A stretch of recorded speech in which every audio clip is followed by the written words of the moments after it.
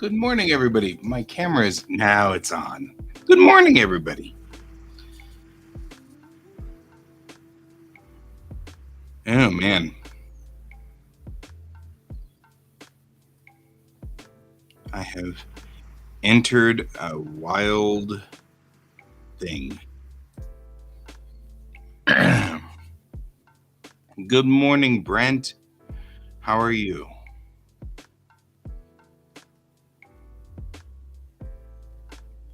This morning.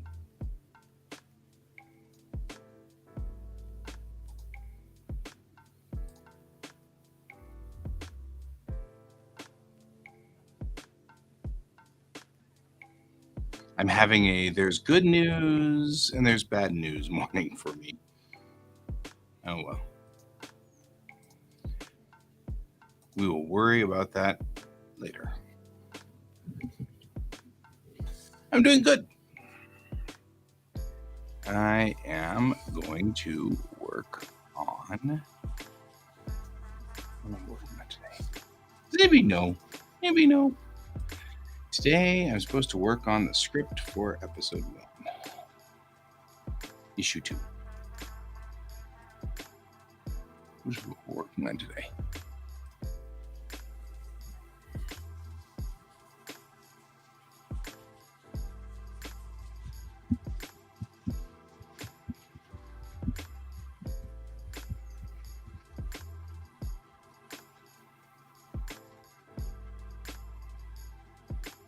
So, anyway, yeah.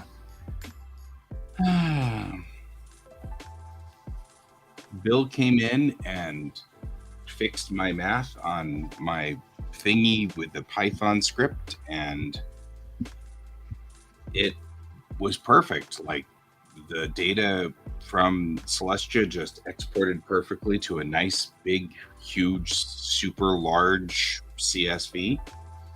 And I was able to correctly track them in the place and everything like that. And when I took a screenshot of Celestia last night, it matched the star pattern that was in Excel. And the only problem was that it wasn't corrected for equatorial to galactic coordinates. So now I need to figure out what an affine transformation is. And I guess we'll figure that out at some point. So I need somebody who knows much more math than I do, because we need to do an affine transformation.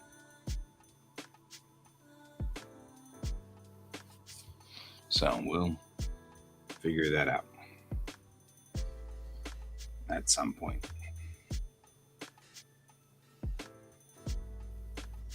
But I can't even visualize what that means in my head.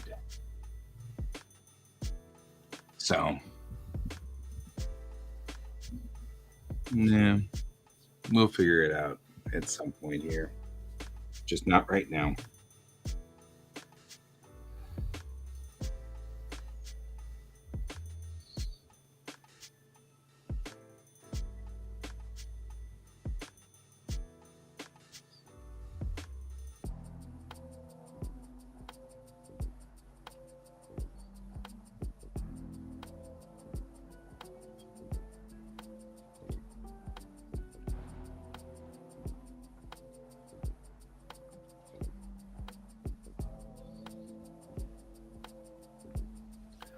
So now I'm looking at this engineering scene.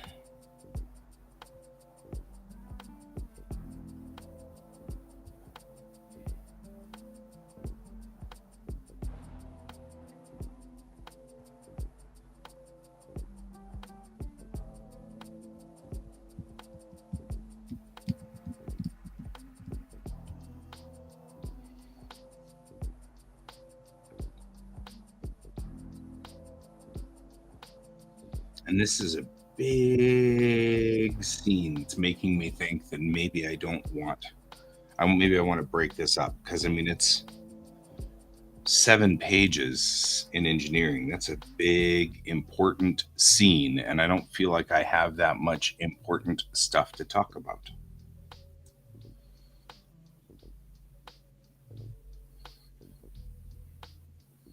But I need to exit out of this story on some kind of cliffhanger.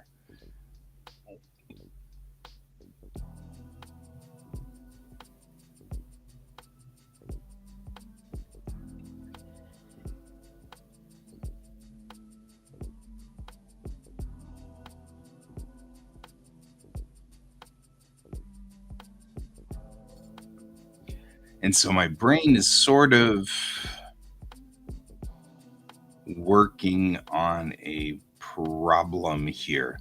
So here's part of the problem. Originally the scene was Bennett and Tum talking about engines, then Better Spec comes in and says, "Hey guys, there's something weird going on." Da-da-dum. Right? Here's the something weird part.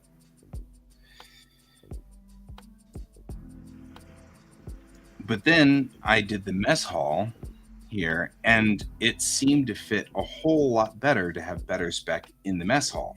So here's Better Spec wandering around the entire ship going, "Where is the important scene today? Ah, yes, this is the important scene. I shall plop down here and be in the important scene. Now I will leave and go to the next important scene." You know, is he just wandering around the ship trying to find where the cameras are? You know? So I need to come up with a better thought process for that, and I already have an idea kind of brewing that these 3 pages might be the doctor talking to Chang in her office about how he's run some tests on the girl, and there's some strange stuff. For one, her genome isn't registered. Right? It just happens to be in every stupid scene.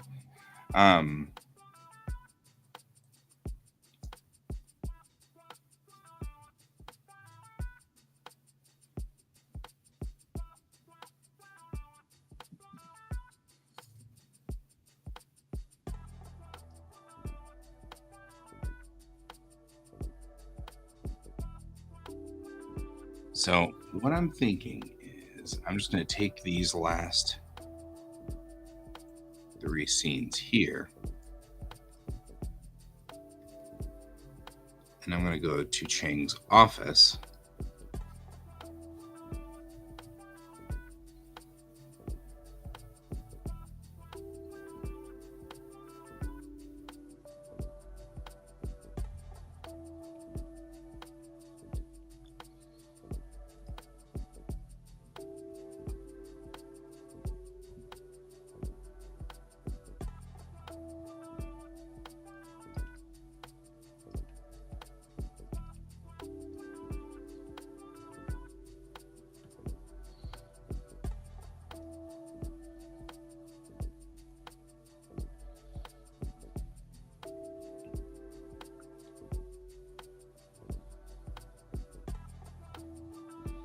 Because I need to end right here on something that makes you want to come back, because there's a possibility that these will be split up into 16-page units.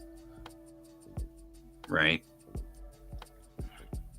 If you ever put these on in like something similar to a Shonen Jump, they'll be broken up into 16-page units. So let's talk about this.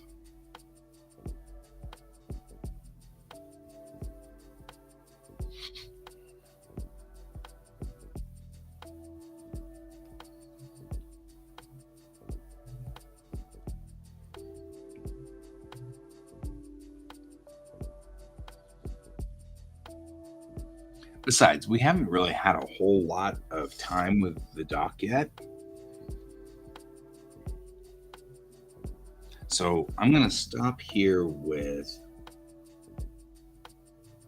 we've never had this genome. So that's where this scene ends.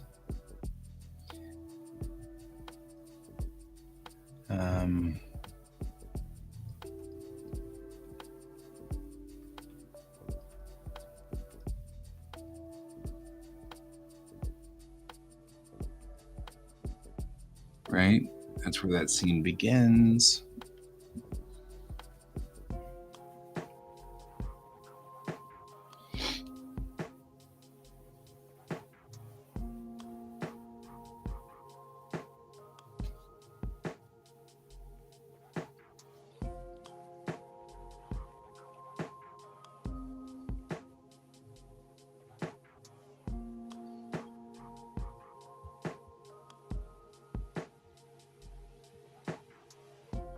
This one starts with Chang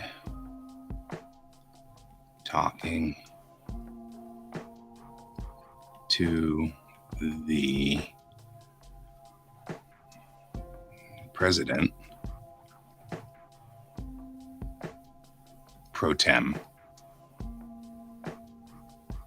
about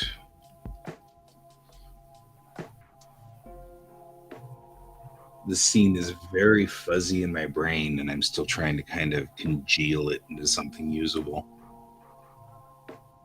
So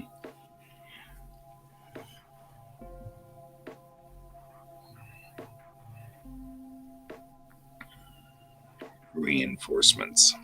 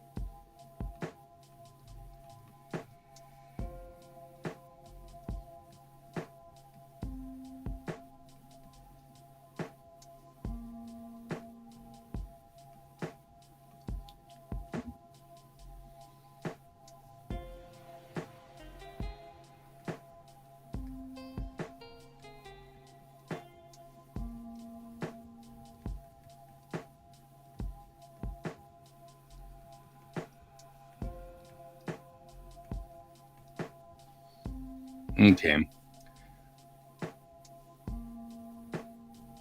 Yeah, that's pretty much what is sort of going on here. So what we've got is this scene where Chang is talking to the president or the senator, as we saw him before. He's the only remaining person who's in charge, so he's temporarily president pro tem.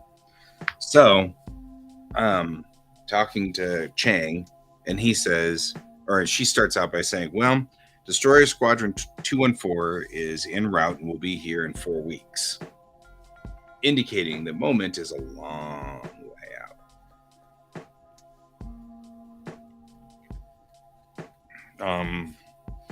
I probably should add some color in here.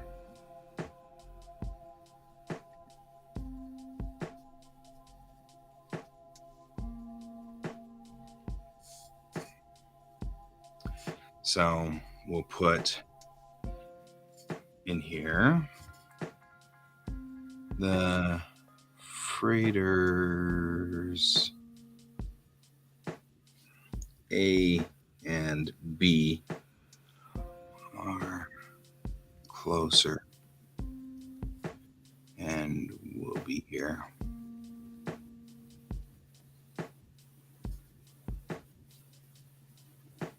Tomorrow.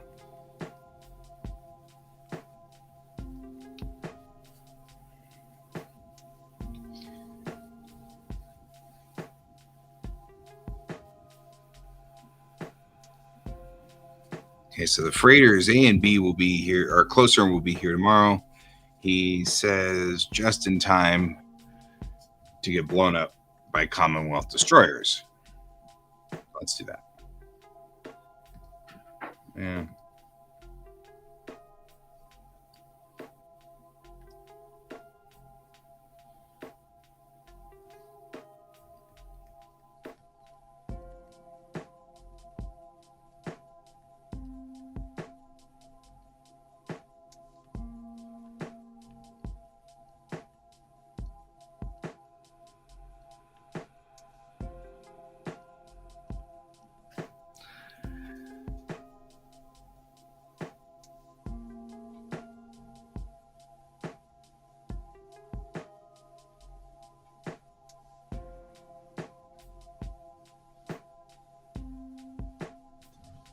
So, all right, it's the Commonwealth, not the Weirn. We can talk this out. I want to at least discuss the move Weirn because that's where Arbo has been fighting, is on the Weirn line.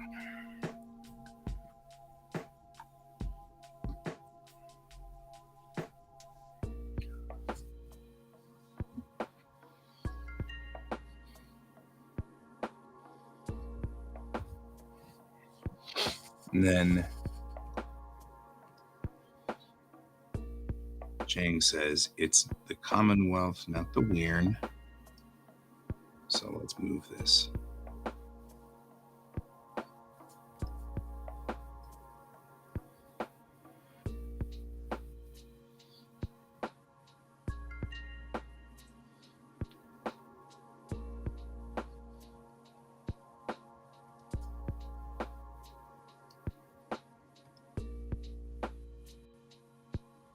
I want to keep pumping up the stress on the threat of those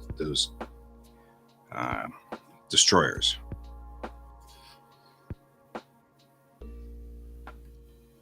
Keep pushing that threat.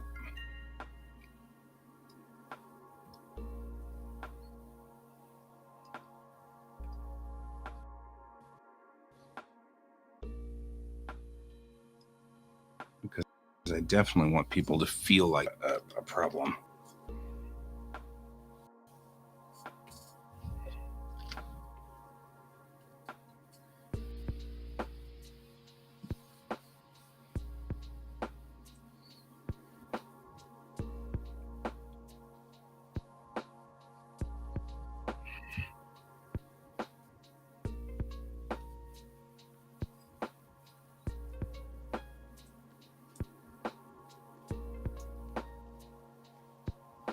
All right. And that's good because now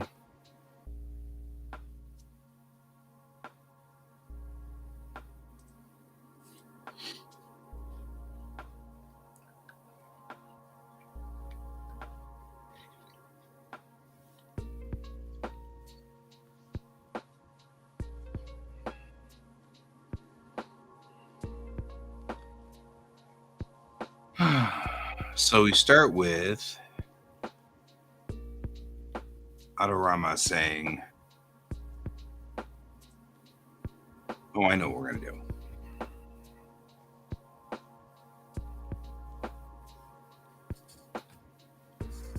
She is frustrated head in hands thing. So she's sitting there and she's like, I've got this under control, Senator. Beep, turns it off and goes, like that. Right? So that's when the doctor shows up. And I can prescribe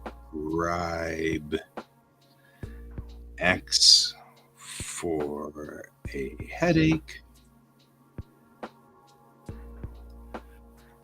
but I need a bigger syringe for the Commonwealth destroyers. Sorry.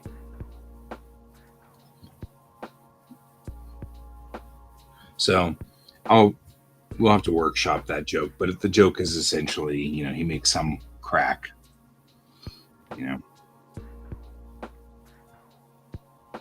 Doctor,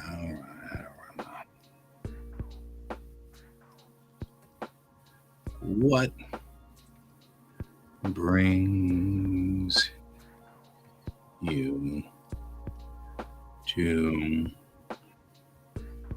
my humble cabin?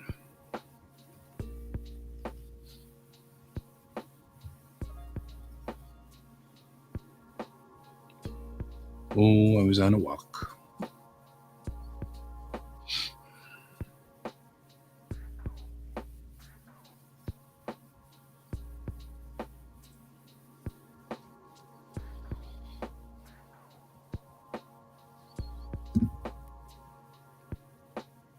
I just now read the thing that you just said about an image. Sorry, my friend. Bring it up here. I'll take a look.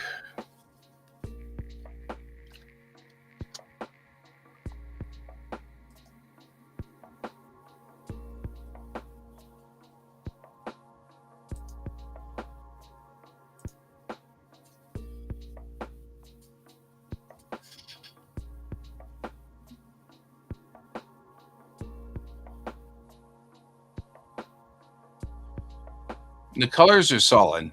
They're getting closer to the Titan colors, I'm noticing.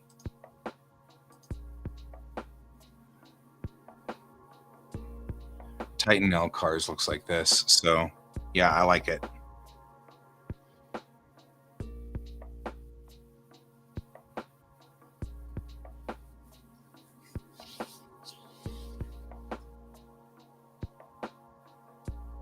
Yeah, I think that's solid.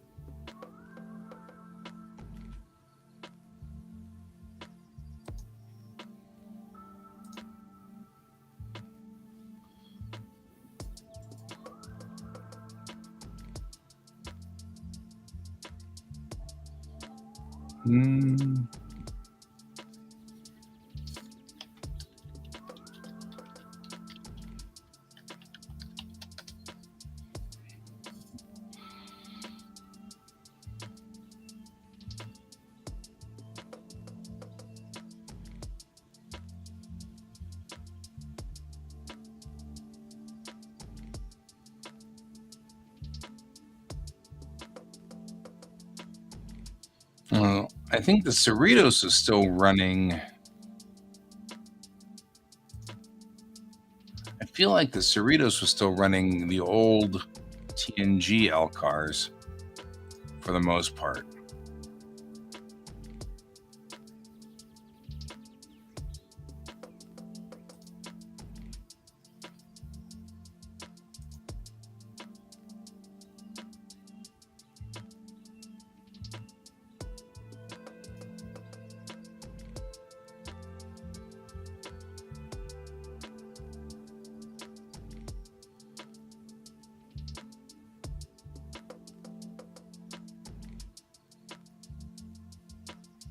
because I believe season 1 Picard had a light blue as well in their MSDs.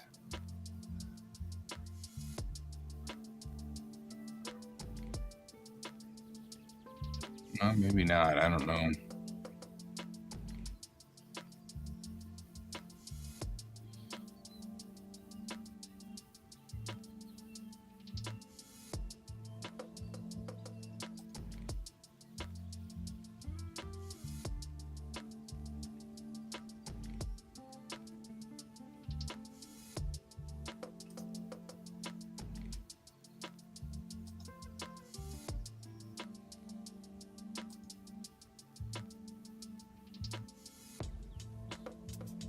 Yeah, there was a light blue in season 1 that was primarily used in the LCARs. So it was an orange and blue combination. The orange and gray is season 3.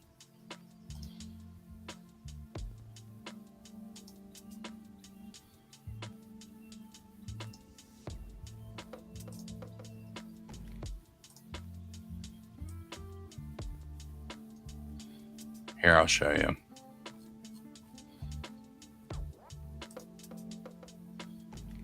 I mean, not that there's anything wrong with what you've got, just...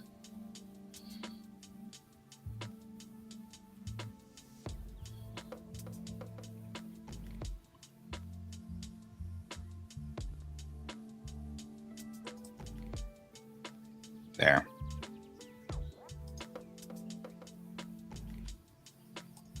So in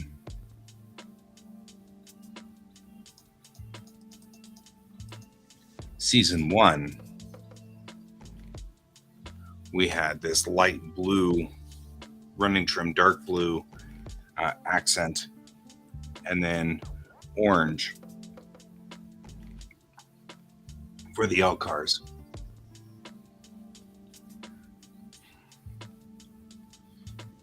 In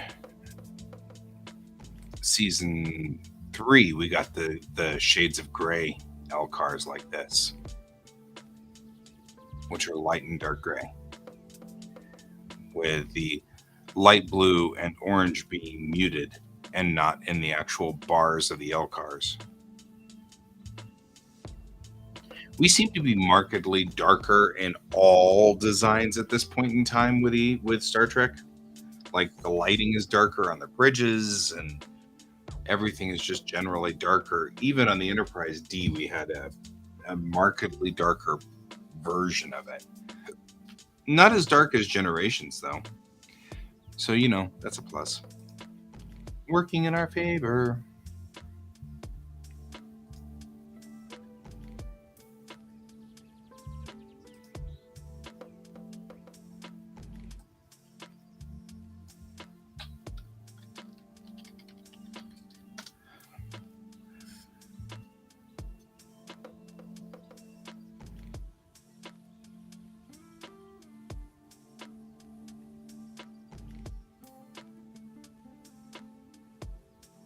Looks like there's 2 different types of LCARs in lower decks.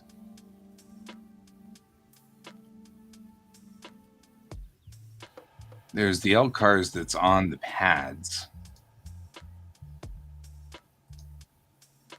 And then there's the LCARs being used for the MSD.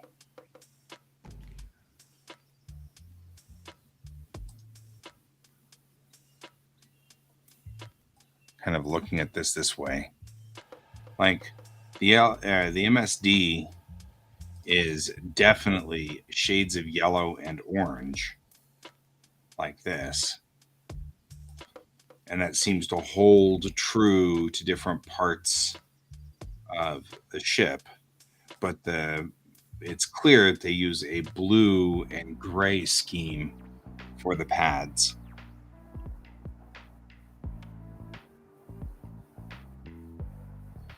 But that's not, it looks like the shipboard stuff is all yellow and orange. So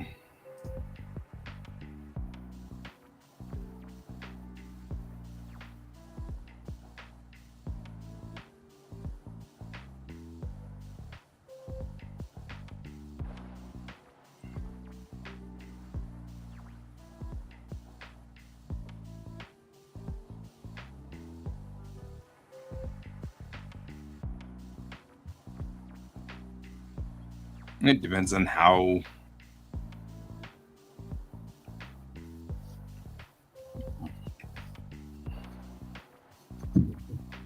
Oh, are you okay?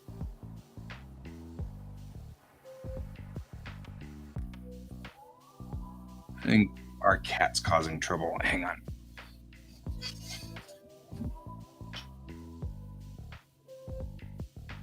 Is everything all right? Yeah. What did George do?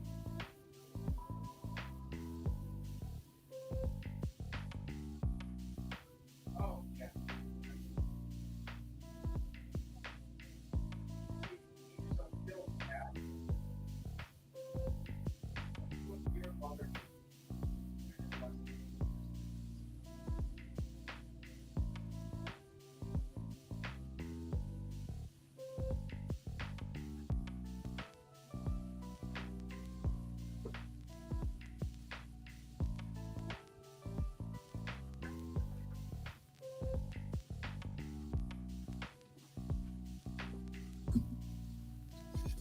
Well, apparently Maya's ironing and went downstairs to get more fabric to iron, and George decided to knock the iron off while it was still on. So knocked the iron onto the floor. Important safety note, our cat is now officially a fire hazard.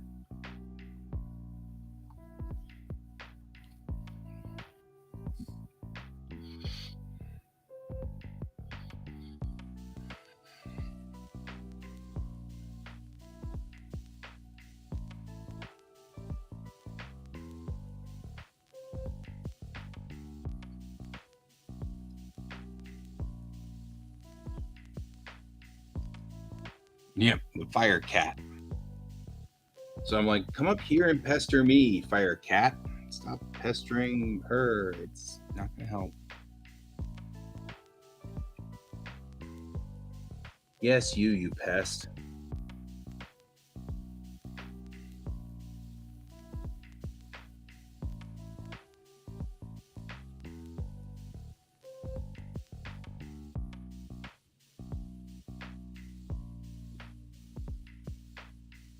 All right. He makes some other joke.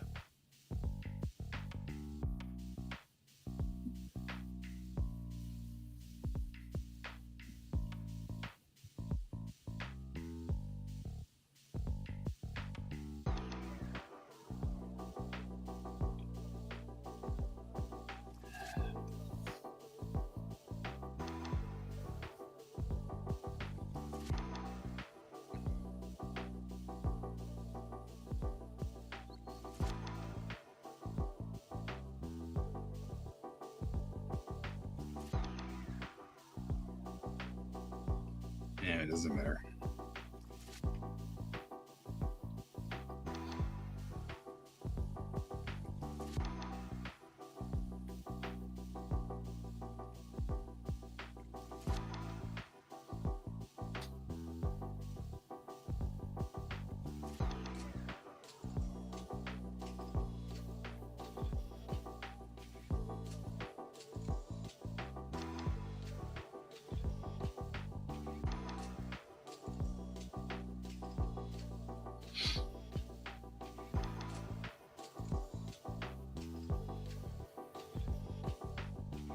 How much over here are we talking about this?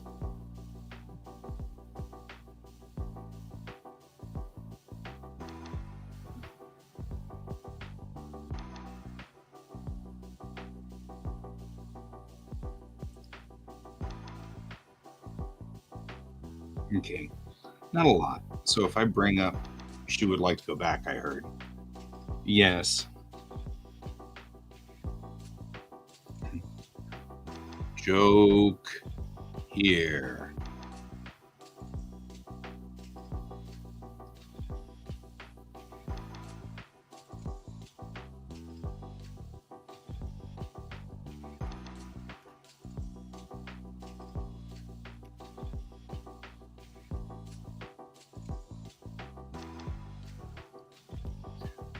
Dr. Adorama likes to tell jokes a lot. He thinks he's funny.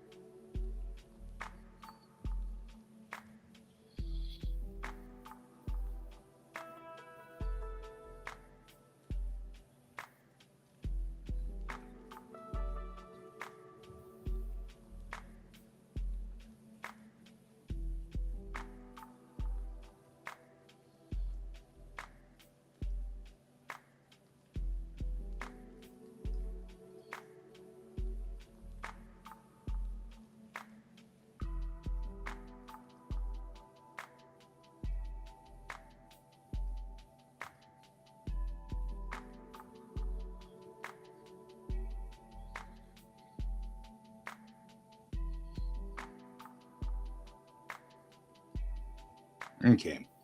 So about the girl. She wants to go back, I hear. Yes. She's over the age of majority, yes? Well, technically, yes, but only barely. I'd say she's only a year or two past puberty. And then Chang says that still means without a guardian, she has that right. I'm not having a problem with that, per se.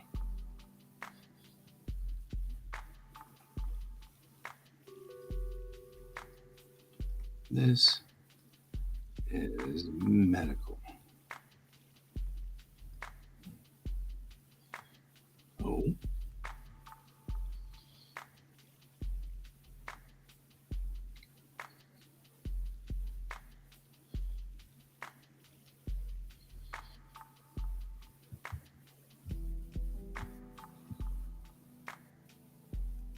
I ran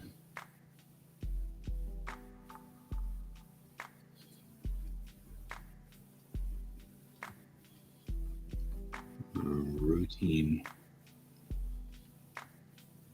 checks on her DNA since she likely didn't get proper care until now.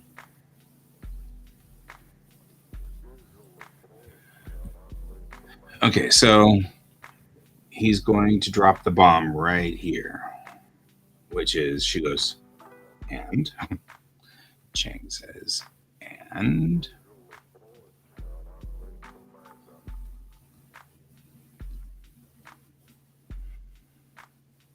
has mutations.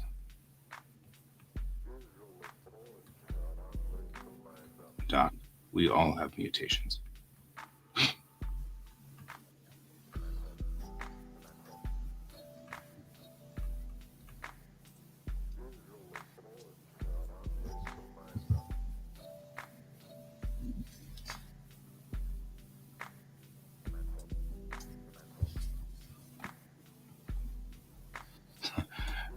That's called, quote, quote, biology, end quote. No. She has older mutations.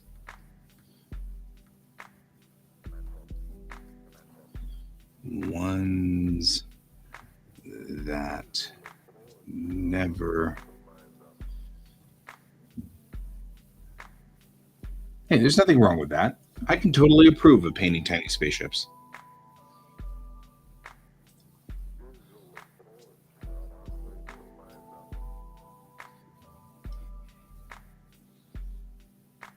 We specifically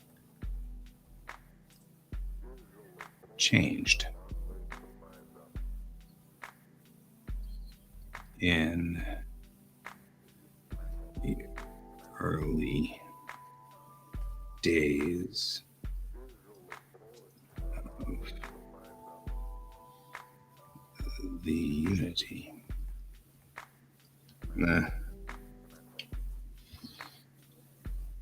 Because she's starting to grow hair where people don't grow hair anymore. And she's starting to have problems, or she's starting to develop cancers where we don't have cancers anymore. Those are things that he's seeing.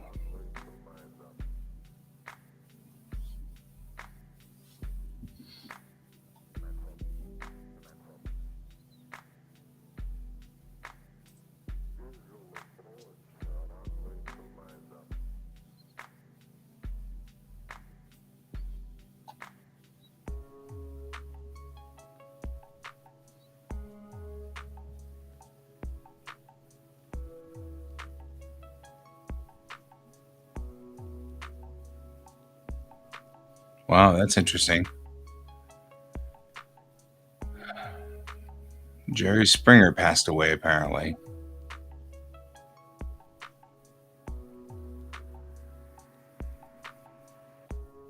Hmm.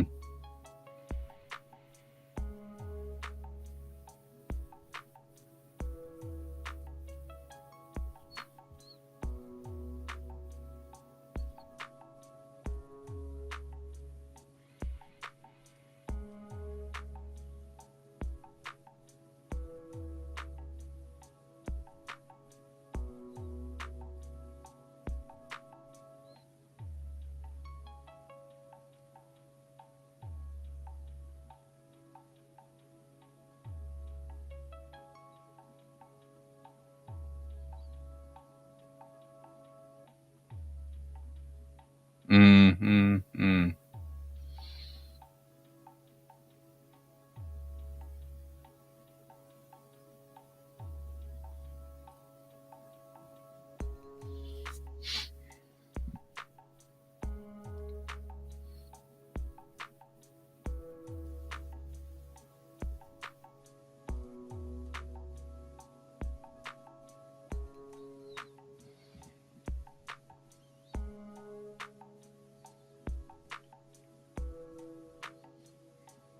Oh.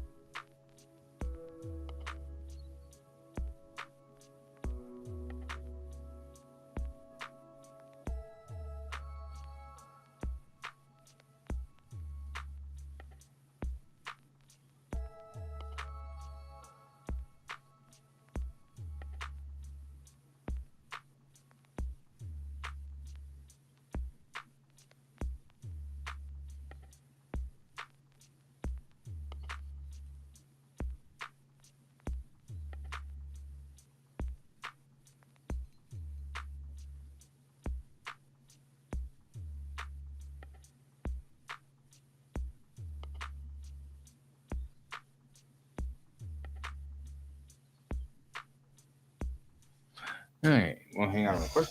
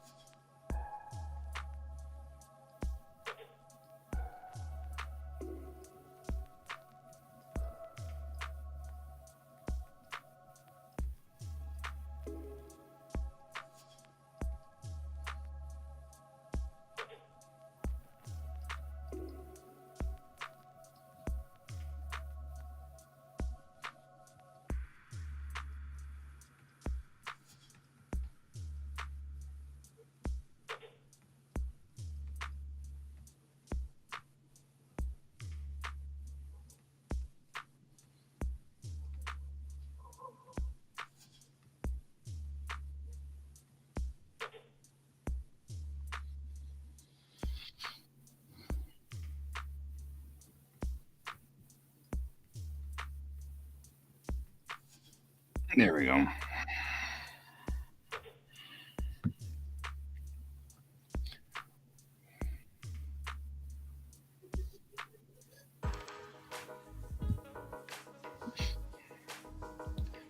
Okay, so let's do this. Let's read this out loud. That means without a guardian, she still has the right. And the doctor says, I'm not having a problem with that, really. This is medical. And she says, oh? And he goes, I ran a couple of routine checks on her DNA since she likely didn't get proper care until now. Chang, and D. The doctor says, she has mutations. Chang says, Doc, we all have mutations. That's called biology. The doctor says, no, she has older mutations, ones that we specifically changed in the early days of the Unity. She has genes for certain body hairs, degenerative brain diseases, and even mutative cell disorders. And then Chang says, cancer? And then the doctor says, it's like her clock was rewound to before we went to space. That would be good. I feel like that's a good way to end right there. And you're like, huh. What's going on with this girl? You know, her clock's rewound. I feel like from their point of view, time travel is impossible. Or at least it's not likely. Indeed, I'm not going to generally go for time travel in any of my stories, except in the relativistic way.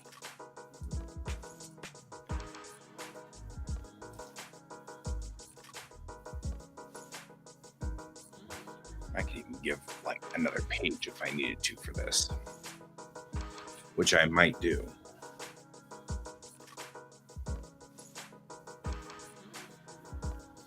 In fact, I think I kind of like that better. Let's give her one more page. Let's give this whole scene another page. And that can give us some space to really hit that zinger.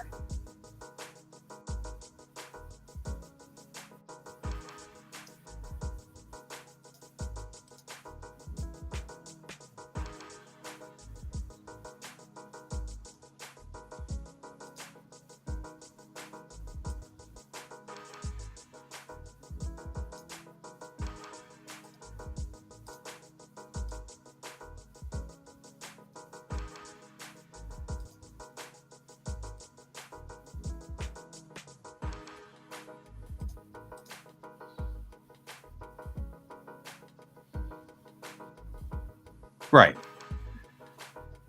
And it's really time travel forward, backward.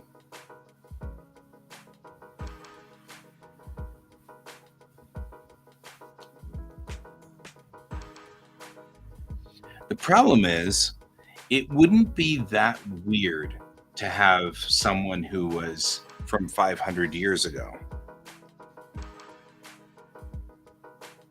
But really what's weird is 500 years, not 400 years, right? It's not so weird to see someone who's 400 years old, because effectively people are time traveling all the time. You burn up relativistic time by operating in real space.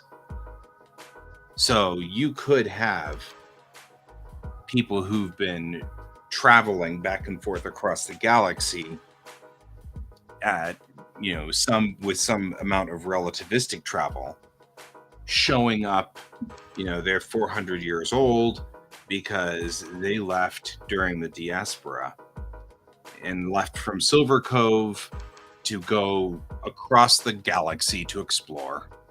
And so they turned around and came back. Now they're back. It's been 400 years. That's okay. So her being 500 years old isn't the problem. Her being reverted is a problem. She's missing the genetic enhancements. Those genetic enhancements mean that she's not Homo sapiens awesomeness or whatever is this newer version of Homo sapiens.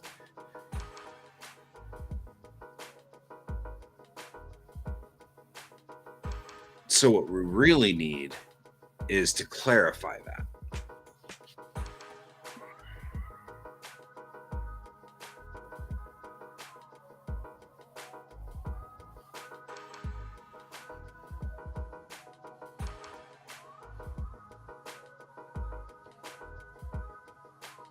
Because it's going to be, we're going to run into, there's at least one more story, one other story. In fact, the very next story is a plot that's similar to a 400-year-old creature coming back to the present and showing up in real space after having traveled for a long time at normal speeds. So we don't want to, I mean, this is a good time to stop and check the plot hole here. Because if they're all like, ooh, she's 500 years old, that never happens. And then the next issue is, hey, look at this character that's 400 years old because they went real time. Then we'd be like, why were you so freaked out about Alex then?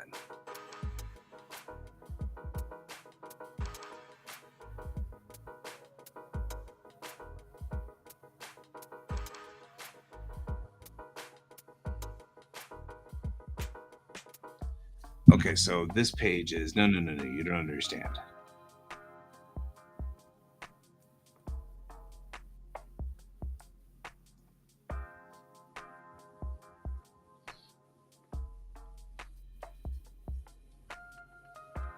So let's go ahead and say, Doctor, she...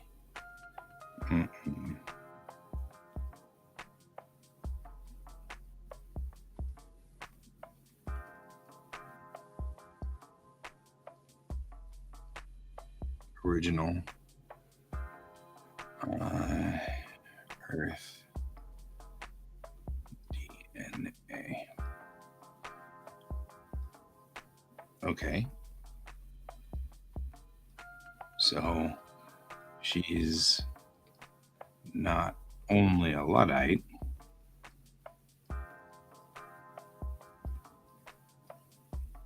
but she's a sleeper from Silver Cove.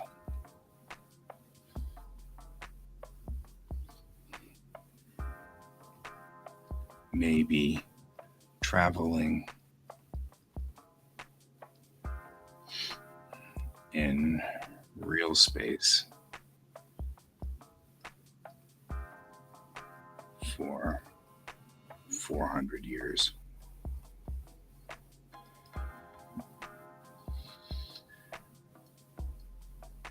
I thought that too.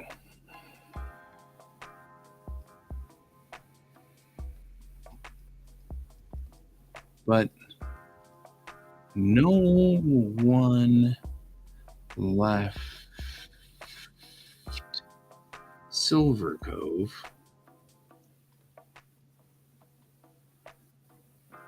until after. No humans.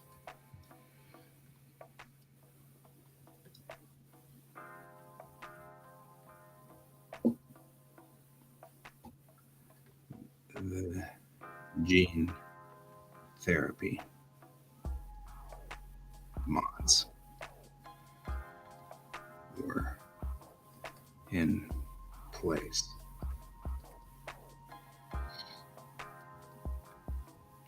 What does that mean? Hi. Hi. Boop. Been downstairs trying to see if you could burn yourself in the iron. Does that seem like a thing you were trying to do? You being a fire cat? You being a fire cat. You being a fire cat. Ooh. This is hard.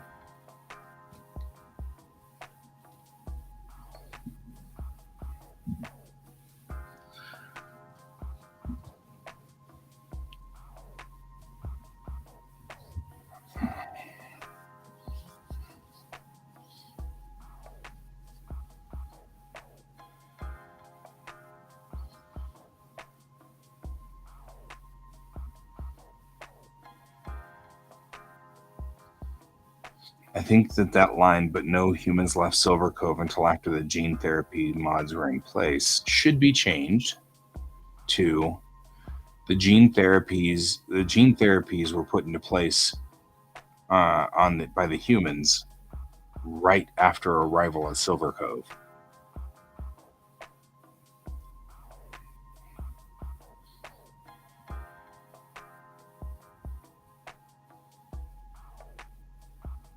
He just likes to sit here and be a cat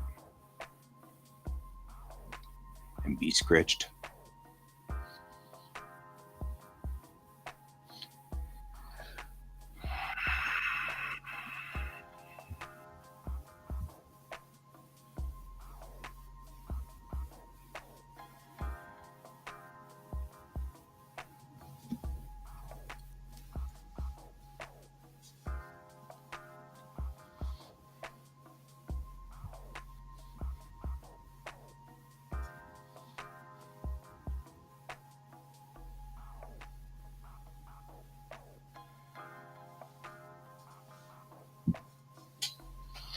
Oh, yeah. Nope.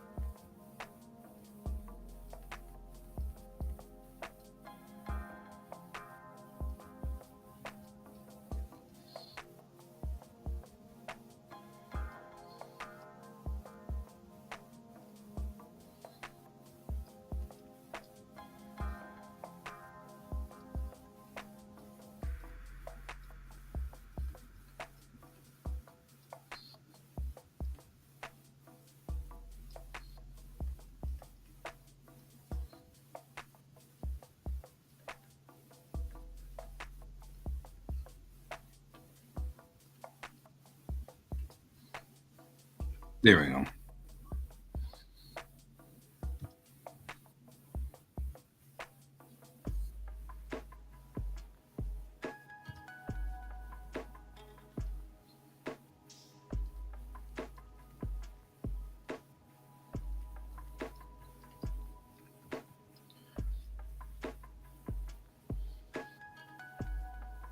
Right. Well, that's what I said. I thought that too, but Franklin's cocktail was released to every human just 6 months after Earth was destroyed. That lines it up real nice, right? Because there you go. Now you know. I mean, like, because we would say that. We wouldn't say, you know, but there once was a disease called polio, which attacked 1 million people and gave them all. We wouldn't say that. We would say the polio vaccine. This is before the polio vaccine, and everybody would know what that was. So he's going to refer to whatever that was as, Franklin's cocktail or whatever, because everybody will go, "Oh yeah, Franklin's cocktail, yeah, yeah, yeah, yeah." You know,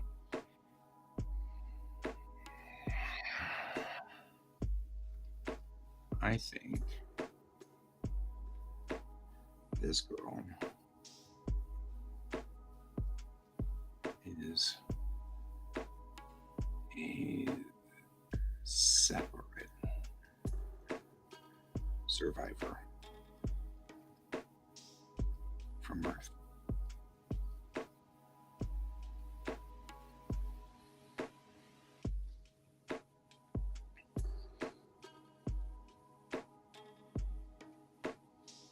Because that's what he would think.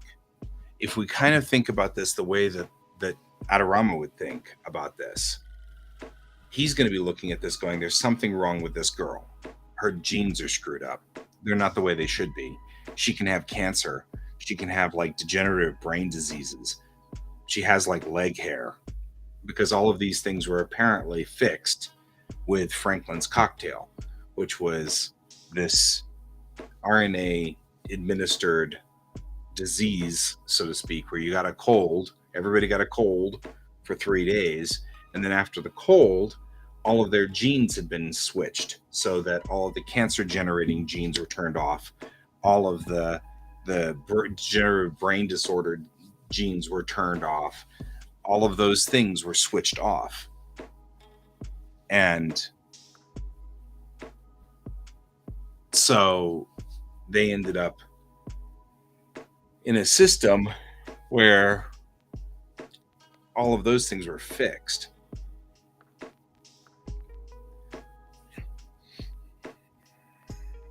So his thought is that he thinks the girls survived the Titan War from Earth and traveled in a spaceship. I mean, the distance from moment to Earth, luckily we can tell right here.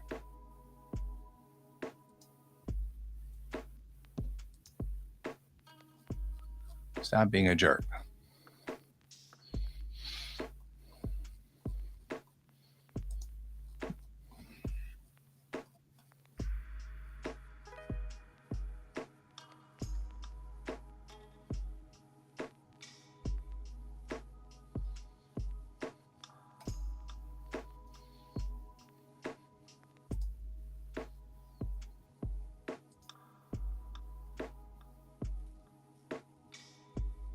Nice.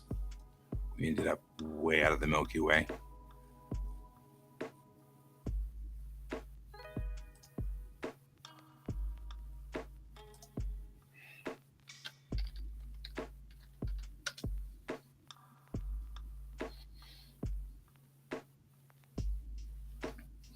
There.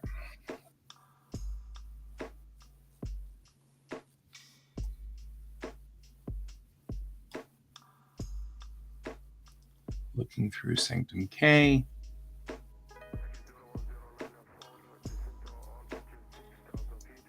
Two moment.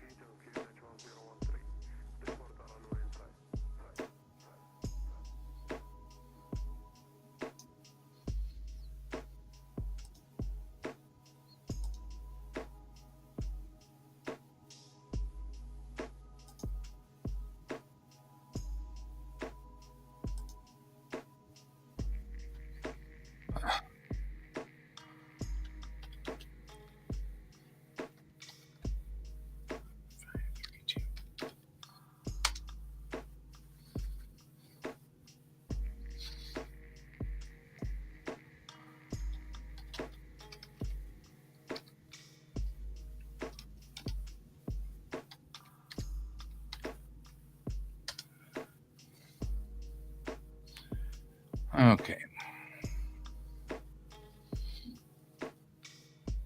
So now we will select Sol. 334.9 light years. I don't know. And I don't know, Sarge. You've got like a thing. Hello, Merrick. So I just did a check now with Bellatrix. The reason why I worked so hard on these maps. Checking from moment, the star moment, it's 334.9 light years. So I'm just going to write that up here. 334.9 light years to undo from moment to Earth. Right. Now we need, my day's going great so far, is a light speed calculator.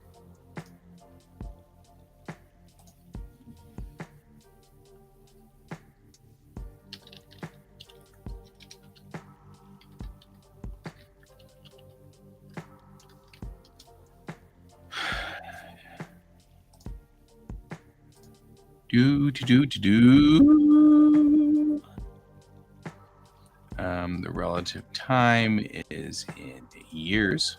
I want that to be 500.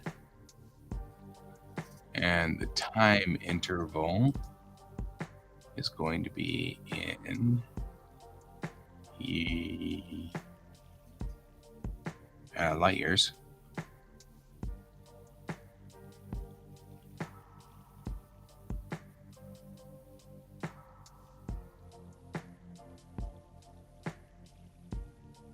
Which we don't have.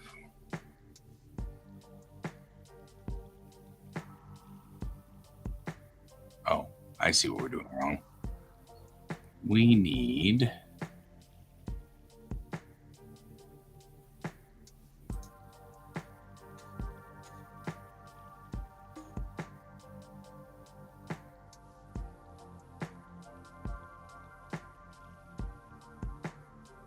velocity, time relation, space travel calculator.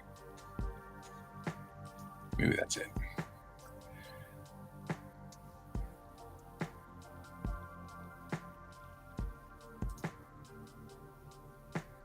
Light years distance is 334.9. I feel like space people would know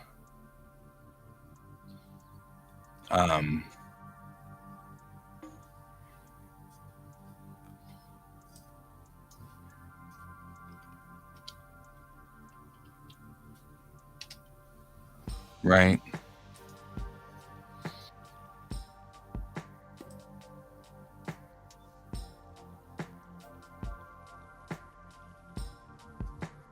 People like could do this math in their head. You know what I mean? I feel like they could do this math in their head. If this is your job, this is kind of like calculating miles per gallon in a car. This is something you could do.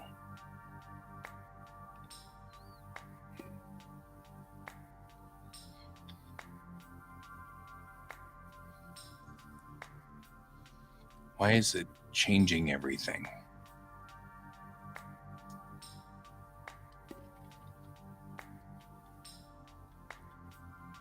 See, you're not doing the calculations that I want you to do.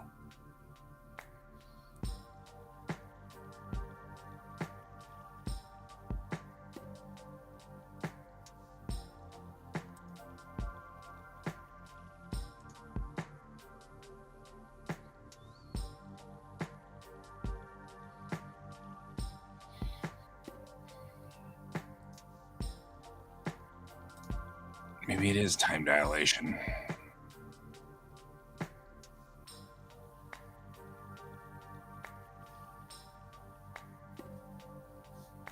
I just need relative speed, guys.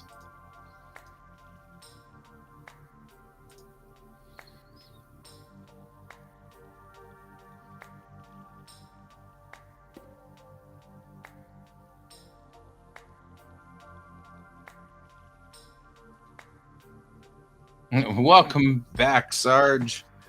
Welcome back to the stage of history.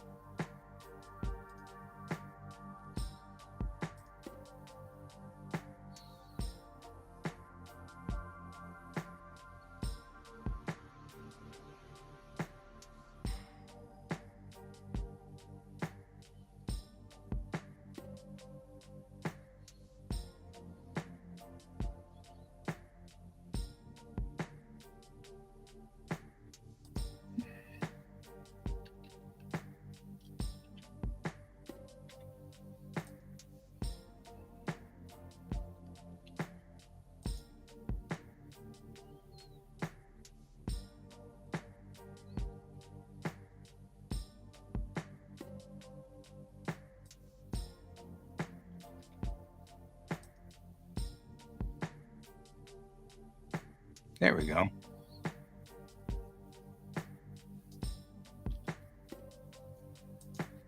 I mean, I kind of have to dink with it, but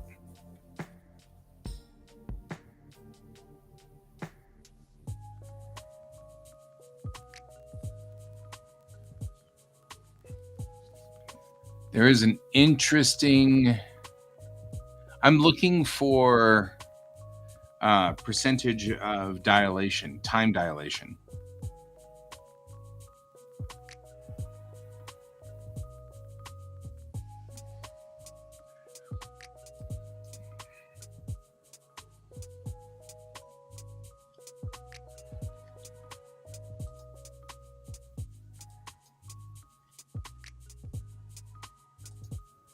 Wow.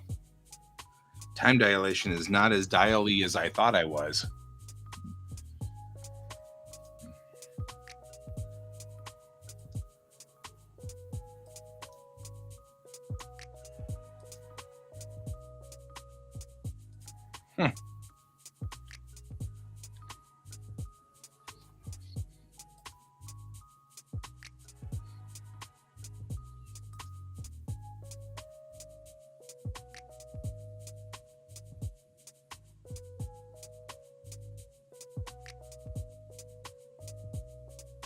Yep.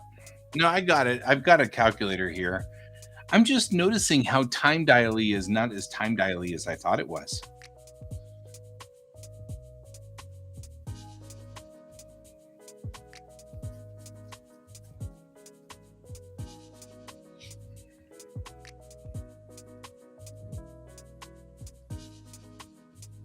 Doc. A moment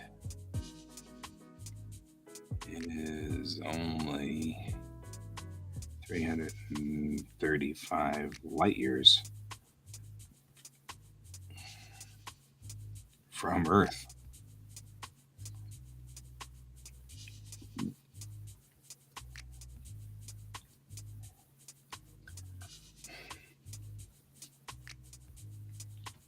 She'd have to have been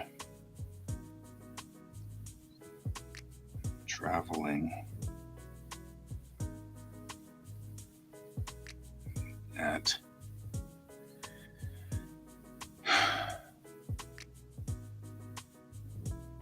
2 nines past 2 nines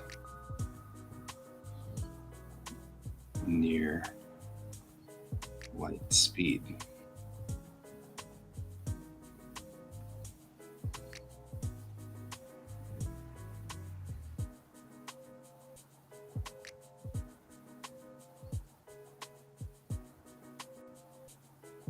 To be only 14 or so years old.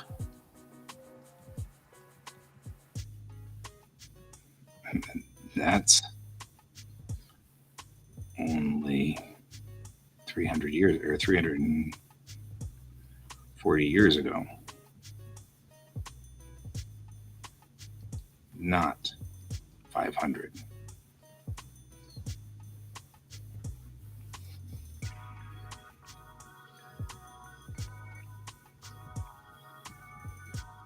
So you see the problem.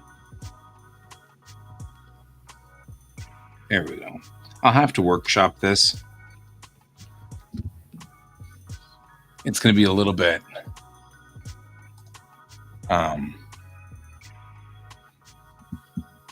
good morning, Ron. Yep, I've been working on the cover. Here, I'll show you what the cover looks like so far.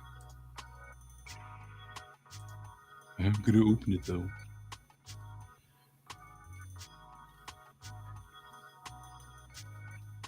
Choo-choo, Airship 27. Silver Ventricle 2. This is where we are so far with the cover. I haven't started in on the main character yet. He's intimidating me a little bit. I've got to admit, he's intimidating me just a little bit. But that's all right. I'll get there. So, but this is where we are so far. Of course, it hasn't been dirtied up and all the things that I like to do whenever to kind of give it grain and life. So far we don't have quite all the life into it yet, but we're getting there. So yeah, it's got another couple of shows to go before it's ready to head your way. Yeah, the giant face in the horizon. We'll have to think about that one too. I'm trying to make it. I feel like Rob was crowded up here with the Silver Pentacle title, and I don't want to crowd in this time. So I'm trying to drop the artwork down a little bit more and keep it out of that upper zone. I went ahead and set up some, these are hard blocks to remind me not to cross into those zones, so that we can keep a title and the author's title on there, author's name. Try to keep the artwork from crowding that. So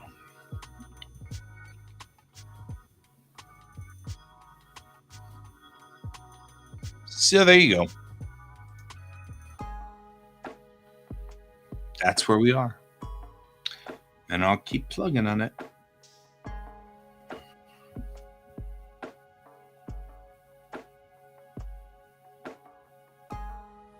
Yep. So, and I lost Sarge somewhere along the line too. Didn't see him go. But for the moment, I'm trying also just to get this script figured out, because I've got a lot of legitimate technobabble in here that I'm trying to put into this part of the script, and it's just like so complicated. No problem.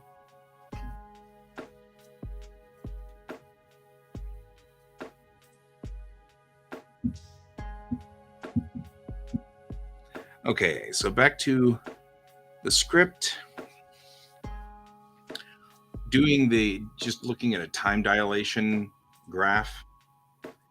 In order for the journey from Earth to Moment to be short enough for a 14-year-old to be aboard, presuming that you take the 14-year-old from Earth at like 1 year old or whatever. Yep. Yeah, you're right. And but I start with the lectures and then I boil them down. So I've got to make sure I've got all the information in. Then I go through a couple of iterations, but it's good advice. I go through a couple of iterations where I wash it down, but first I need to think of it in my head, because otherwise the characters can't say the one line that says the whole thing. So I'm trying to kind of think out the whole concept here. But I also want it to be scientifically sound.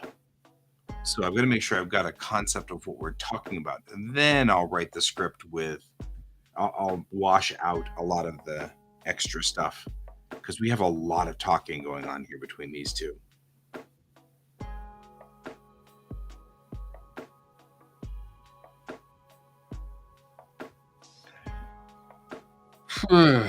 Maybe I need to move one more page over and give them 1, 2, 3, 4, 5 pages on this, which actually probably isn't a bad idea. I didn't have much of an idea of what I was doing with that engineering page anyway. That engineering scene, it's going to be just a short ditty. Yeah. See you later. Bye, Ron.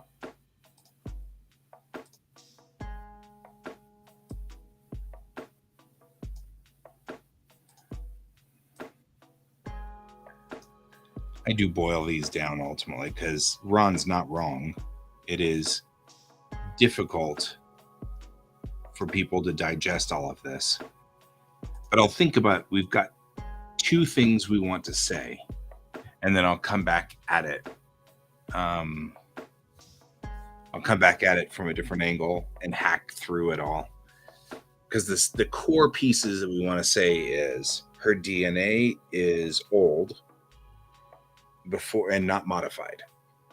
And there's really no way, if she was on a spaceship, there's no way for her to have made it, or for her to have been in transit for 500 years. She'd only have, I mean, at best, it would have been 340 years.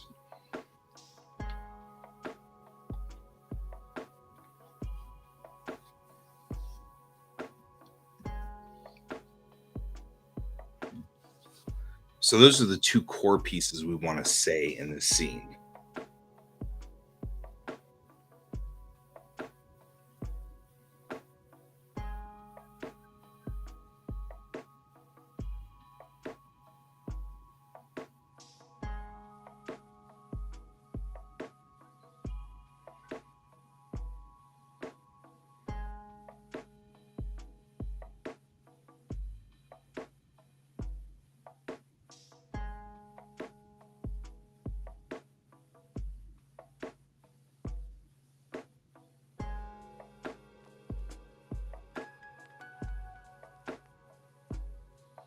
Yeah.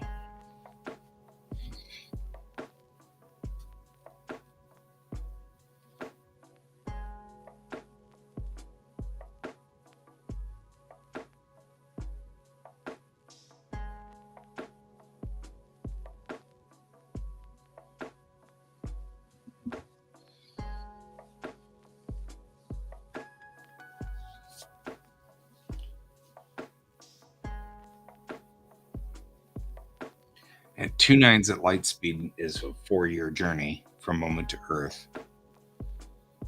3 nines to light speed would be a 1-year journey to Earth, from Earth. Dilated. So the idea is up into 9 point at 1 9, which would be 99.9% the speed of light. It would still take, it would take only, or it'd be 40 years. 40? Was it 40? Like I said, this is math that she can do in her head.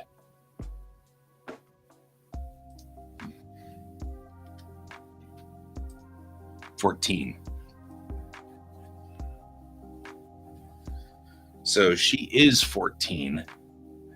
And if you are at 99.9% the speed of light, coming from Earth, leaving Earth at 2025, let's just say 2025, you left Earth heading straight for a moment, you would have arrived 335 years later, with 14 years passing on board the ship.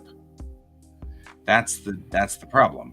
335 years later, moment wasn't even settled. That side of the wall wasn't even explored. So nobody would be there yet. So the problem is, in order for her to have spent 500 years in transit, it would have still had been something in the order of 150 years on board ship. So let's go ahead and I'll write all these notes down, and then I'll come back and edit them down whenever I figure it out. Because they would be talking back and forth like we would talk about an oil change in a car. So we've got to make it a little bit more compact and less wordy, but we'll get there. So 9, no, we need a pen. 9.9 means 14 years on board, 335 years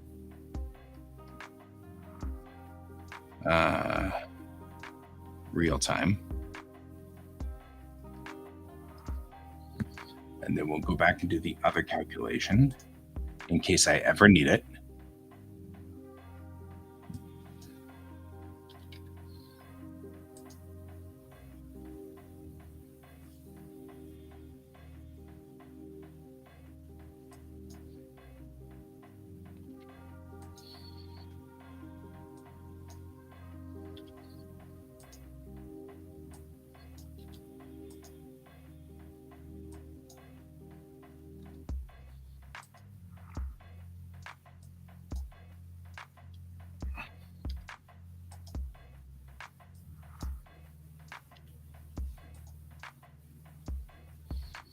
%66 of the speed of light.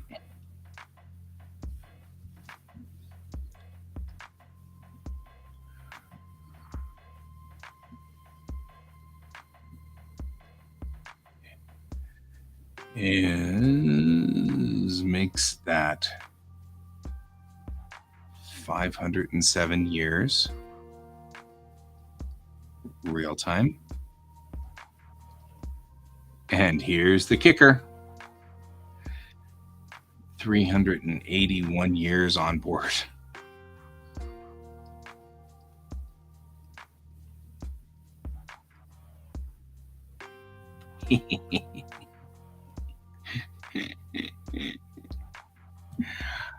Yep. That's the kicker. There's the math. For all of you guys who are wondering, that's the math we're going to have to navigate to get in here. So, she can do that in her head because she's a starship captain and deals with relativity all the time. So, condensing this down, hi, Doc.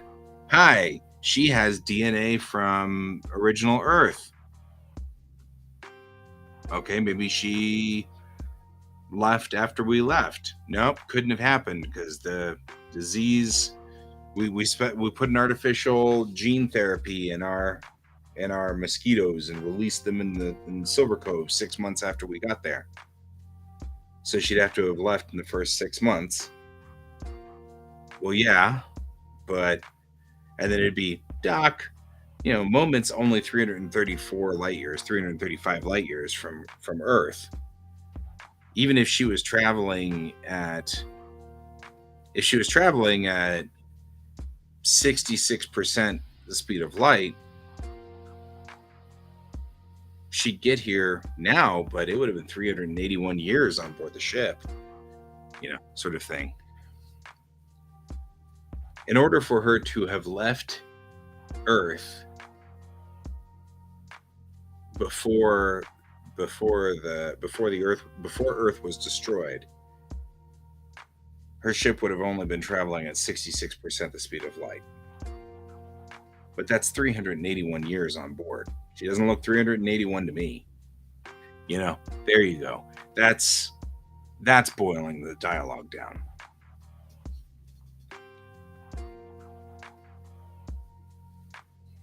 Maybe she went faster.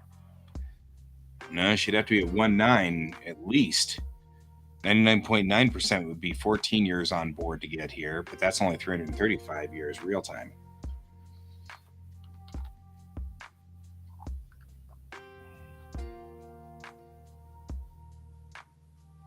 Either she's older than she looks, or something different happened.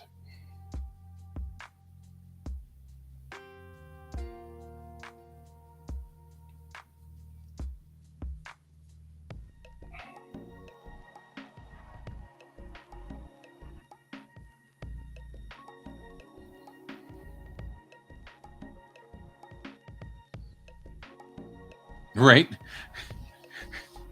I gotta talk about her skincare regimen. She looks great for 381.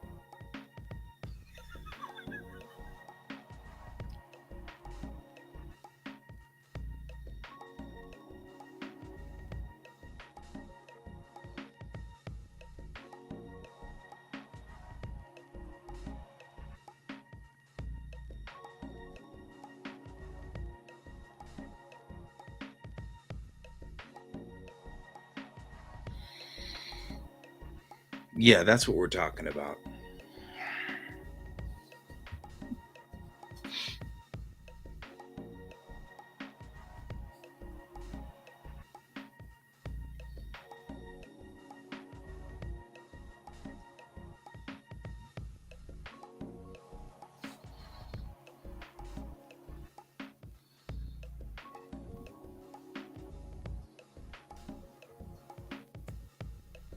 So we'll go in here and let's put that in there. Let's say Doc says, I think she might be from Earth proper. Doc.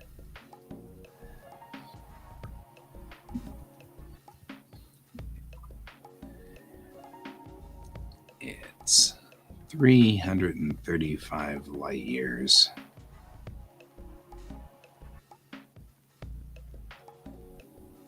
A moment is 334 light years.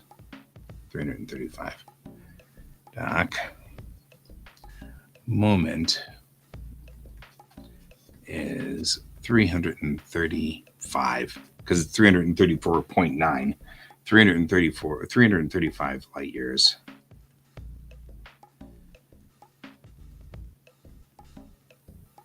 from Sol.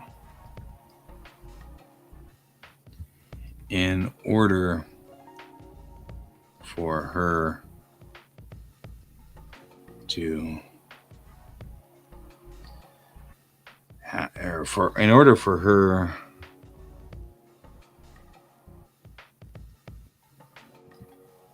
in order for her to leave before Earth was a smoldering mass of hate, she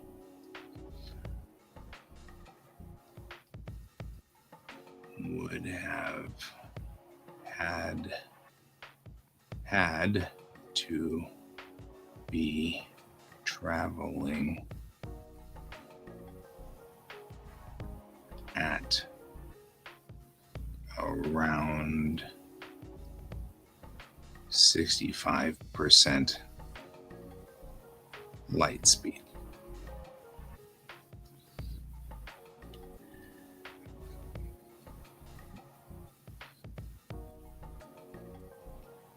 That's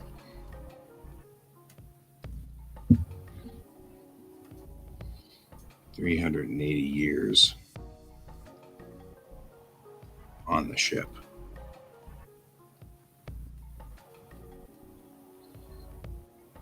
At best. There we go.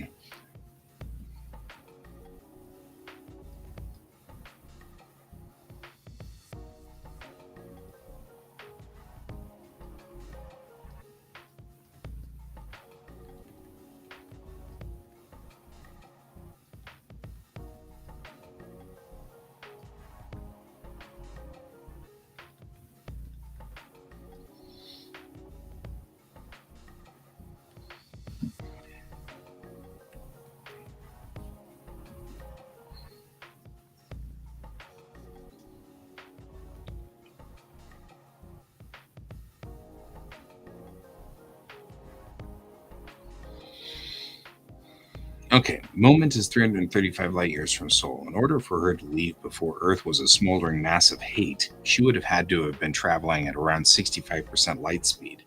That's 380 years on the ship at best. And the doctor says, I need to look into her skincare regimen.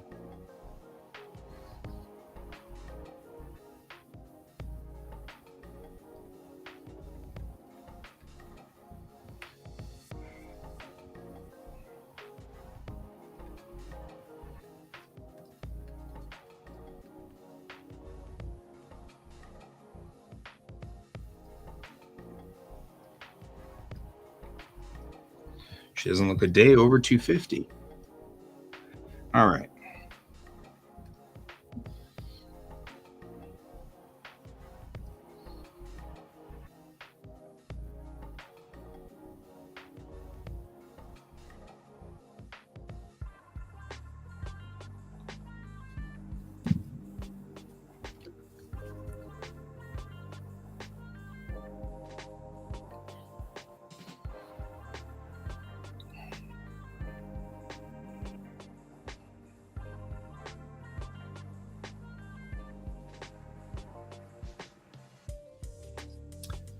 Okay.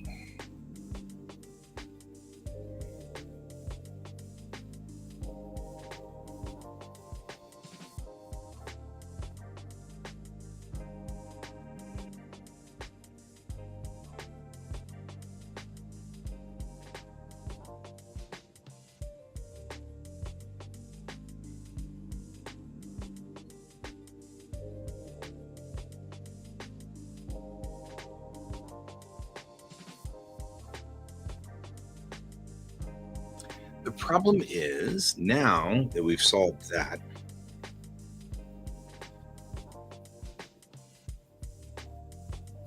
I need to put an only in here.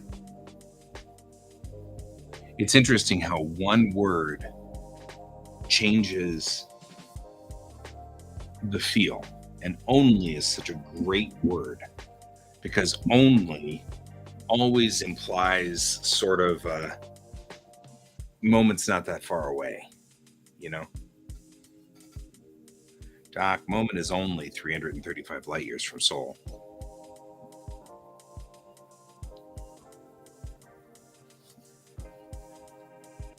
That fits a whole lot better, and it sounds a lot cleaner.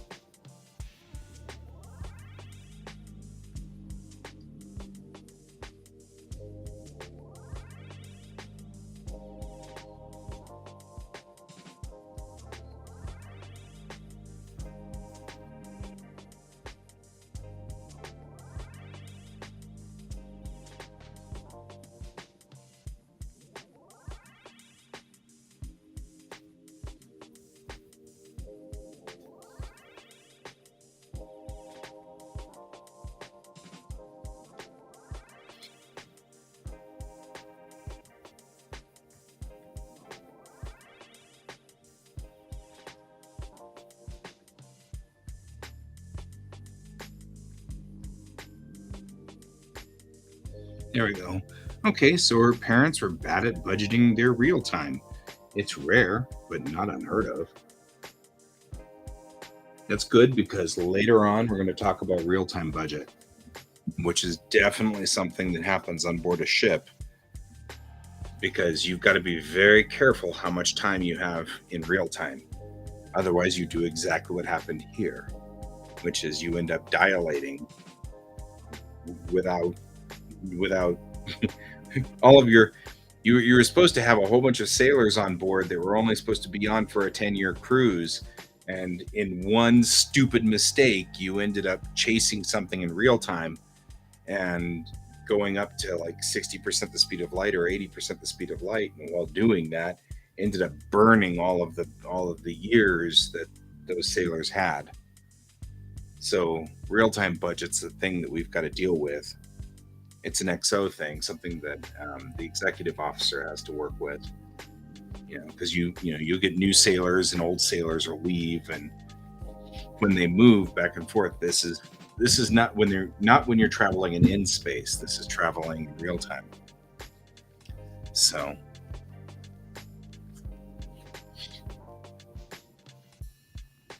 I think we mentioned it in issue 1 because Moment wasn't in the right place when they first showed up. Remember, the ship shows up and Moment's missing, and they finally find Moment around the side of the star system. So the captain says, "Throw the ball, and then let's go." And then I think she says, "Do we have enough budget for this?" And in fact, I'm curious as to whether that happens or if we're going to have to retcon that. I'm hoping we don't have to retcon that.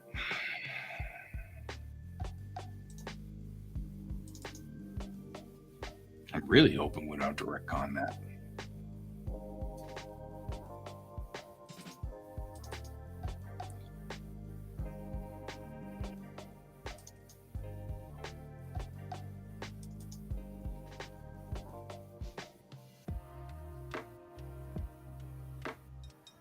It's here.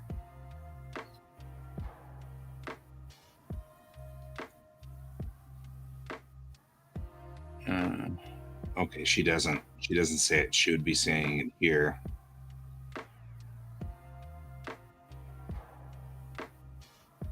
Yeah, because it should be.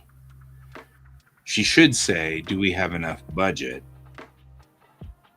Because that's why I'm saying she can do all of this math in her head, because this is her daily job, right? I mean, like, she constantly has to say, "Oh, we're in real space. We're in real time. We've dropped out of in space and we're in real time. And now every time we head anywhere at any speed,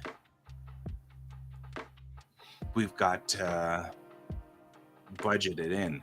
The good thing is time dilation in real life is it's a parabola. It's parabolic.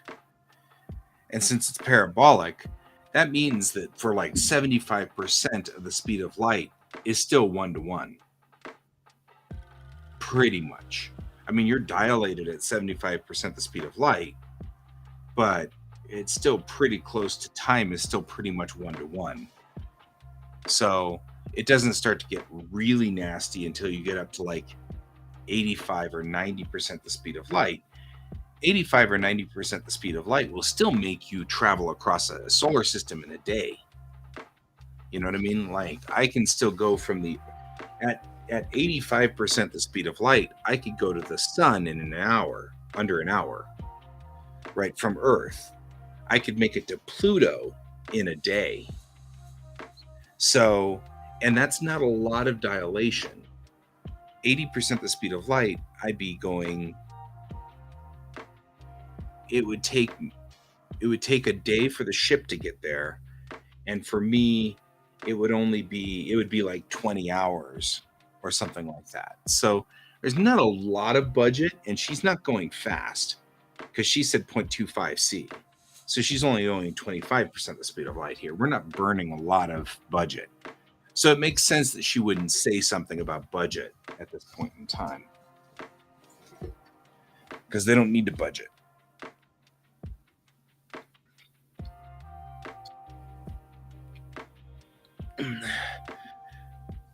I don't know, guys. Does this mean that I'm making a hard sci-fi comic book?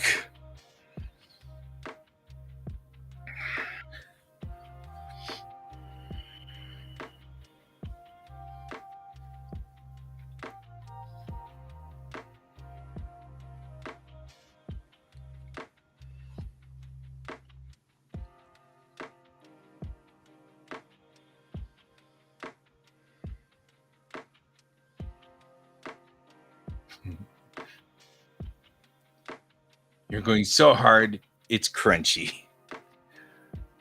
It's always been a hard sci-fi. Yeah, I guess it's not bad.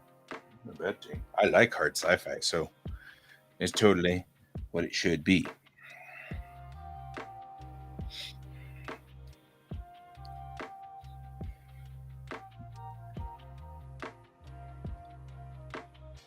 So I'm legitimately not getting on you for English here. Are you saying that my sci-fi is crunchy, or are you saying it's too hard and it's crunchy? That's the question. I can't tell because you used the two that means to going to something, as opposed to two as in too much. So I don't know what that. I'm not sure I can. I'm not sure I can parse that. I guess all I need is, are you saying that it's okay or that I should back off? Because I don't mind the idea of just sitting here and thinking it through until they say things that just fit. Um,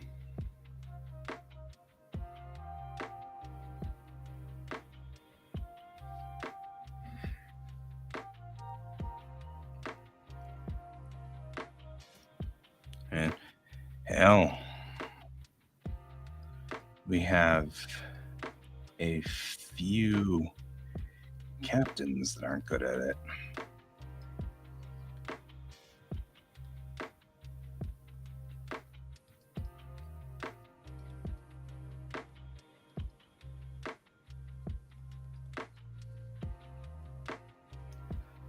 I'm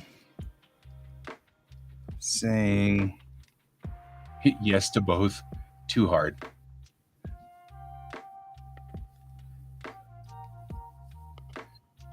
We'll go through here and workshop it.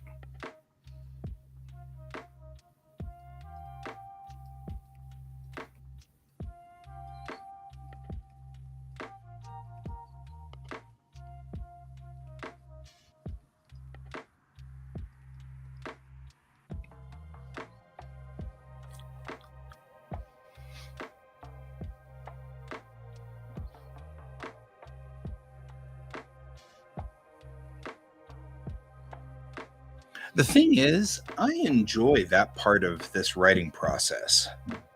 I enjoy it's like a puzzle to me.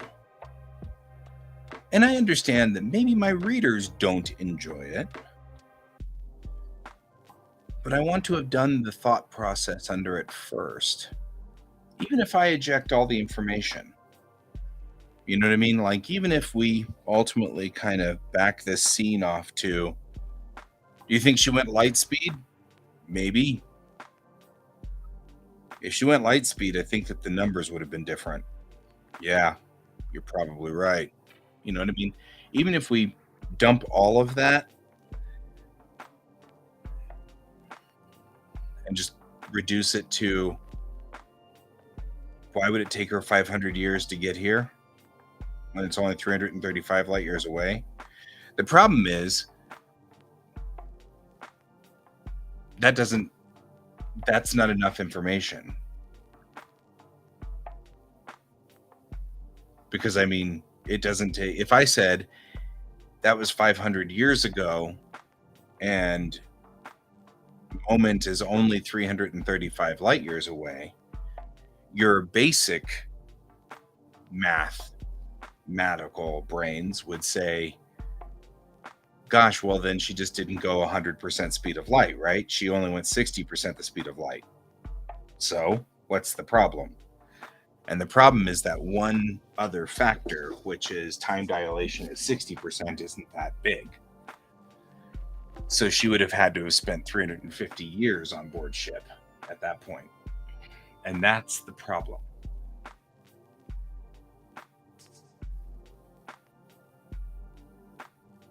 And maybe that's the workshop. Maybe that's the answer. Maybe that's the scene.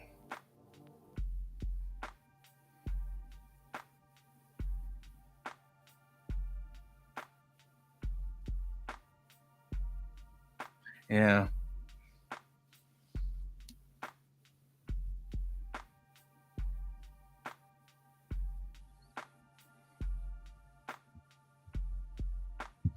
So the way that this reads in my head is the ship's doctor and the captain talking about picking up a survivor at sea, right? So you're on a boat, you pick up a survivor at sea. She's in a life raft. And when you talk to her, you find out that she's been at sea for too long. Let's say you can only be on a boat in the ocean for up to about 5 years, let's say. Let's pretend. For the sake of argument. Over 5 years is unhealthy. Right? So they're both talking about that. And both of them would know that the rule is 5 years. They're unhealthy. That's the problem I'm having. Like, they both can do this math easily. It's a daily occurrence for them. Every day we talk about light speed and traveling in real time. And nobody wants to travel on real time for very long periods of time. You'll dilate. And we know that. Everybody knows that. Of course we do, sir. So I've got to maybe I'll wait until I'm on with Kayan and we can workshop it down. Because there's got to be a simpler way to explain this as to why it's making the doc nervous.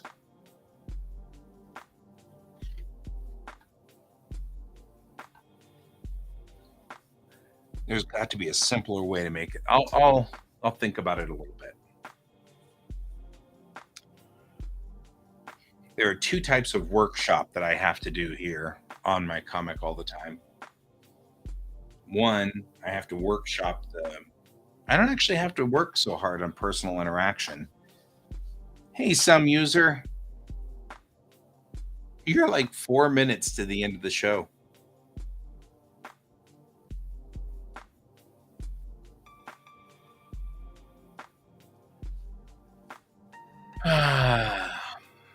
And I am working on, there's a term that we call technobabble, and it's all right. There's a term we use called technobabble. Technobabble is a term that indicates, complicated discussions on sci-fi comics. Where we have to reconfigure the warp core to make the deflector dish produce antiprotons instead of anti-neutrons. Things like that, where it's like, what? Right? I have a technobabble scene here, and I'm trying to boil it down so that it doesn't sound like chatter. And that's what we're working on right now.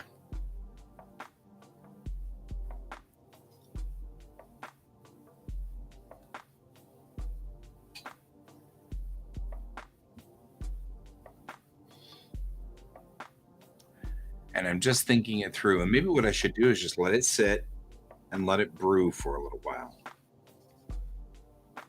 Because what we're looking at here is that's completed this scene. And we still probably only have two things we're trying to reach in this scene.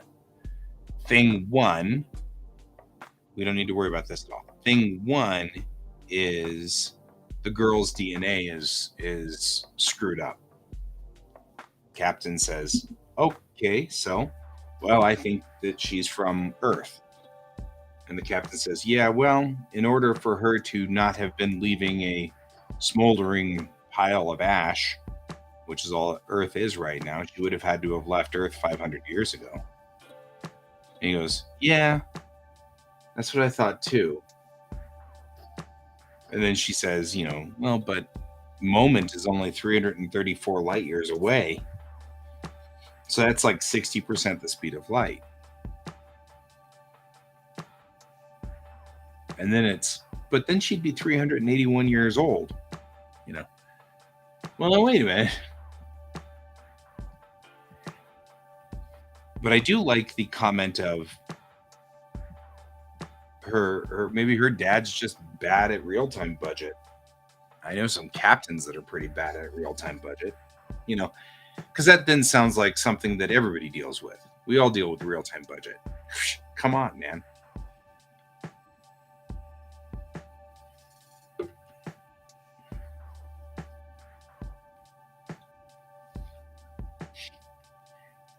In fact, in the next episode, Sakura, we're going to have to deal with real-time budget because she's going to have to chase another spacecraft that's at relativistic speeds. So it's not like, I mean, that's part of the plot. So it's not a bad idea for us to introduce real-time budget a little bit here anyway, because we're going to have to deal with real-time budget. I did. I have converted it over, and we have a problem. But we'll work that next. Speaking of which, does anybody here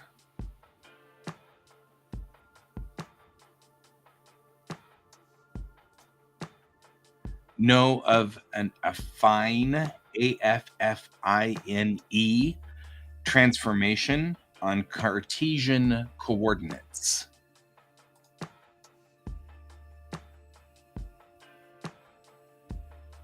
I think so too.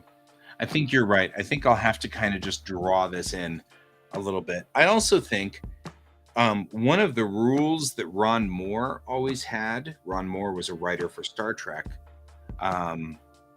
One of the rules he always had was if you've got to put in a lot of crunchy technobabble in order to make the plot work, fill it with a whole bunch of interpersonal relationship stuff.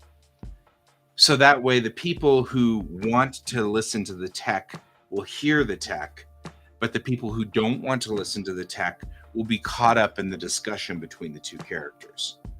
So that's how I'm going to play this out. I'm going to intermix it with things like a good example of this one is, that last line that we've got for Chang, which is, so her captain was bad at real-time budget. Some of the captains in the Unity are bad at real-time budget too. You know what I mean? Like, now Chang's just throwing shade. You know what I mean? Like, she's throwing shade at the other captains because they suck at their math. And they're popping out of in space into real space and screwing up their real-time budgets and making their executive officers hate them. Which is an understandable thing. That's a personal moment that you can understand. It's accessible, even if you don't know what I'm talking about real-time budget. It's the technobabble is real-time budget. You don't know what that is.